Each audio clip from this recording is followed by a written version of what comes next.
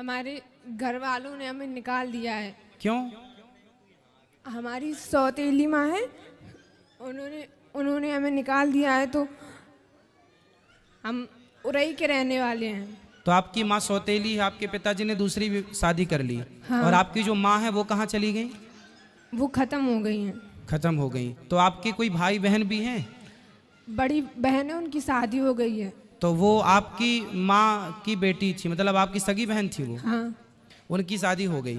तो आपके पिताजी ने दूसरा विवाह कब कर लिया? तब आप कितने बड़े थे? लगभग 5 साल के थे। तो आपको किस तरह से परेशान करती हैं सौतेली माँ? कहीं उनने बहुत कोशिश की हमें मारने की। हम इंटर तक हमने इंटर के पेपर दिए हैं इस साल, मगर हमें मरना नहीं, इसलिए उन लोगों ने बहुत बहुत कोशिश की। कैसे मारने की कोशिश की? कहीं कुछ खाने में जहर मिलाया, कहीं तो जहर मिलाया हो तो मरना चाहती हैं आप? मगर हमने खाया नहीं। हमें बहुत से लोगों ने उनने देखा है, उनने बताया, इसलिए हमने खाया नहीं। तो हम अच्छा, जहर था भोजन में पर आपने नहीं किया, इसलिए। चलिए फिर 25 तारीख को लोगों ने हमें मारा, पीटा। और किसने मारा? मम्मी ने और पापा ने। पापा ने भी मारा? हाँ। फिर उन लोगों ने हमें घर से बाहर निकाल दिया। क्या बोल दिया? बोल रहे थे कि अब हम आपको घर में नहीं रखेंगे, चाहे जहाँ जाओ। फिर आप कहाँ गए? फिर हम उरई आए। उरई में कौन था? उरई से कानपुर से हमें आंटी मिली थी। कौन मिली? आपके परिवार में कोई रिश्तेदार में और कोई नहीं है? तो आप वहाँ क्यों नहीं चले गए? वहाँ सब कोई पहले अपनी बुआ के यहाँ गए थे, तो मम्मी बोल रही थी अगर आप रखोगी तो हम आपके खिलाफ कुछ भी कर सकते हैं। आपकी उम्र कितनी है? लगभग 18 साल। तो बेटा आप अकेले घर से आ गए? हाँ।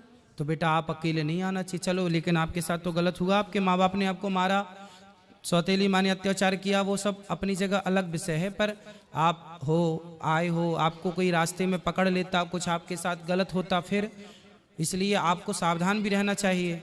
वैसे आपने जब आप आए तो आपको रास्ते में कोई दिक्कत तो नहीं हुई? नहीं। पर बेटा फिर भी आपको सेफ रहना चाहिए। जो आपके विशेष जिन पे आपको विश्वास हो, जो आपके परिवार, मौसी नहीं है आपकी? सगी मौसी नहीं। सगे मामा नहीं। नानी नाना? नानी नाना है। तो नानी नाना के पास जाते ना बेटा, नानी नाना को बताते सारी समस्या, आप नानी नाना के पास रहते। पढ़ाई लिखाई की है आपने? हाँ। तो नानी नाना के पास रह के थोड़ा पढ़ लेते। कहाँ आपकी नानी को ले आते साथ में? आपको इस तरह से भाग के आना बेटा, आना था तो नानी के पास जाना था, नानी को लेके आना था। अकेले देखो जमाना बहुत अच्छा नहीं है, आप अच्छे आ गए यहाँ, ठीक है, लेकिन जमाना इतना भी अच्छा नहीं है ना बेटा, अकेले चलने लायक नहीं है। कोई जान जाए कि आप अकेली हो तो आपका पता नहीं किस तरह से लोग, आप किसी के कहने पे कहीं मत चले जाना, ठीक है? और आप नानी को अपना नंबर दे दो, मोबाइल नंबर नानी का, हम नानी को अभी सूचना करवाते हैं। और तब तक आप यहीं गौरी गोपाल में भोजन करना, और यहीं जो पांडाल में सब लोग सो रहे हैं वहीं आराम से रहना। कल नानी को फ़ोन अभी लगवा देना तो नानी कल आ जाएंगी, और नानी के पास रहना। आप मत जाना अपने उन माँ बाप के पास जो आपको प्रताड़ित कर रहे हैं, लेकिन नानी अच्छी है आपकी? नानी ज़्यादा वो नहीं है, बूढ़ी है, उनके पास फ़ोन नहीं है कुछ। और नाना नहीं है, वो खत्म। तो घर में अकेली नानी रहती है? हाँ। फिर उनको कौन खिलाता पिलाता बनाता होता हो? कौन बनाता खिलाता होगा? इतने बस खाना आना बना के खा लेती, मैं अकेली रहती। नहीं, जब और बूढ़ी हो जाएंगी तो उनको कौन करेगा सब काम? उनका कौन सहारा है उनका? पता नहीं। आप उनका सहारा बन जाओ, आप उनका सहारा भी बन जाओगी, आप वहाँ रहना भी, और फिर आप पढ़ लिख भी वहाँ लेना। फिर आपकी नानी जहाँ चाहे आपका समय से भी वो देख लेंगी कि मेरी बेटी का मेरे को विवाह करना है, वो तुरंत एक अच्छा सा लड़का देख के आपका विवाह करवा देंगी। वो मरने के पहले आपका परिवार सेटल कर देंगी। बूढ़ी तो है ही, अनुभव तो है ही उनको, तजुर्बा जीवन का। आपकी नानी से बेहतर आपका भला अभी वर्तमान में कोई नहीं चाहता होगा, क्यों जी? बात सही है? आपकी नानी से बेहतर, आपकी नानी जितना भला आपका चाहती है और आपकी नानी जितना भला आपका कर सकती है, उतना भला आपका कोई नहीं कर सकता। हर व्यक्ति आपसे कोई ना कोई स्वार्थ से जुड़ेगा, पर आपकी नानी आपसे बिना स्वार्थ की जुड़ी है, और उससे उस बूढ़ी माँ को तुम्हारा सहारा मिल जाएगा और तुम्हें उसका सहारा मिल जाएगा। जी गुरुजी। तो बात समझ में आई? हाँ। तो क्या करना है बताओ? नानी के पास जाना है। हाँ, नानी कहाँ है आपकी? पुकराया गांव है। कहाँ पर है? कानपुर देहात पुकराया।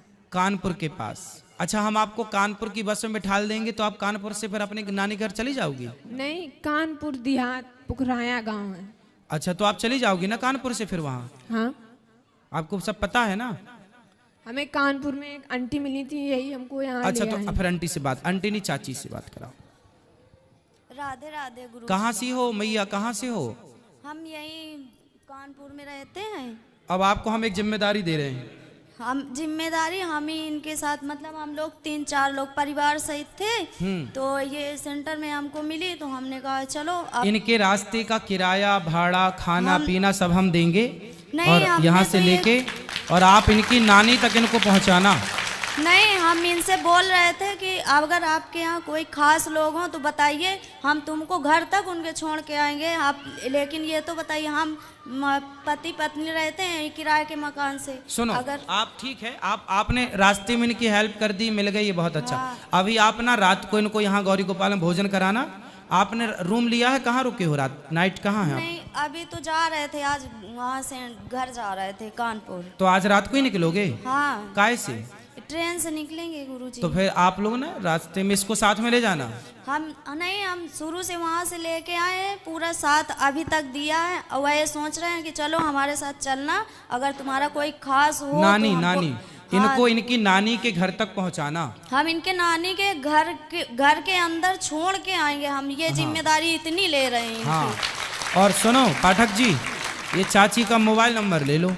दे दिया है हमने, इनका भी ले लिया है कि नंबर अपना दे दो, तो कह रही थी हमारी सहेली ने दिया है नंबर नहीं, हमको। आप ना अपना नंबर हमें दे देना, जब ये पहुंच जाए तो हमें एक फोन लगा देना कि बेटी पहुंच गई, तो हमें थोड़ा तसल्ली हो जाएगी कि हाँ पहुंच गई। ठीक, धन्यवाद गुरु। ठीक है, राधे। सुनो बेटा, एक बार बात कराओ। हाँ तुम्हें कुछ पढ़ना लिखना है? हाँ, क्या पढ़ना है?